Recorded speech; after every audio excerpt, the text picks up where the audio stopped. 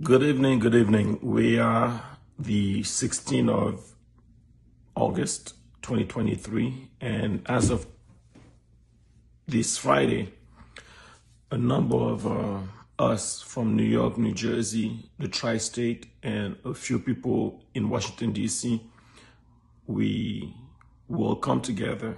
We are organizing a protest to show our support to the transitional government of Niger. Niger is an African country rich in uranium, and uranium is useful in maintaining nuclear plants and pretty much producing electricity. So it's a major event that took place July 23rd, 2023, about 3 weeks ago. So if you haven't been informed, it's major because Africa overall, African economies can improve. They can improve if and only if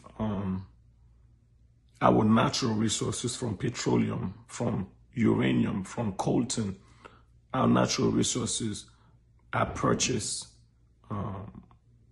in a way that the governments of those respective nations profit. At the end of the day, for centuries,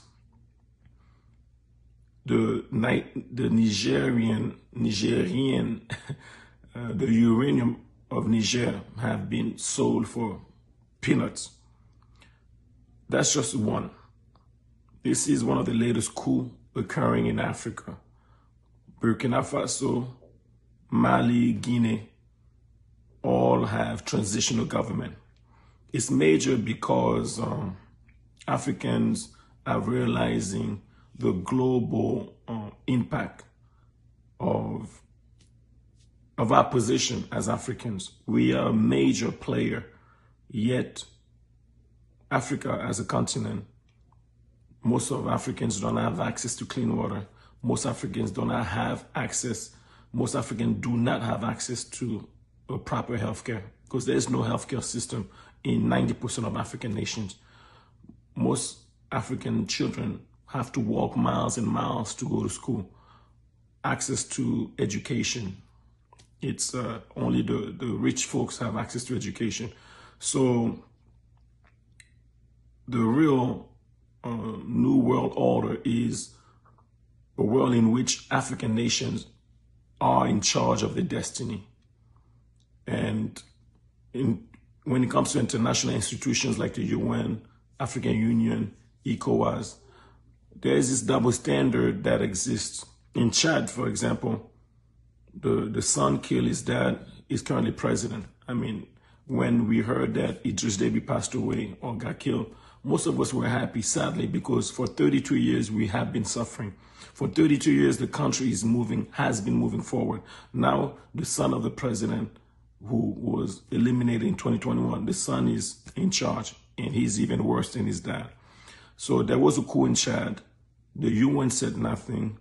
The African Union said nothing, and it was just like, okay, and that's because the French government, Emmanuel Macron, flew to Chad back in April 2021 to pretty much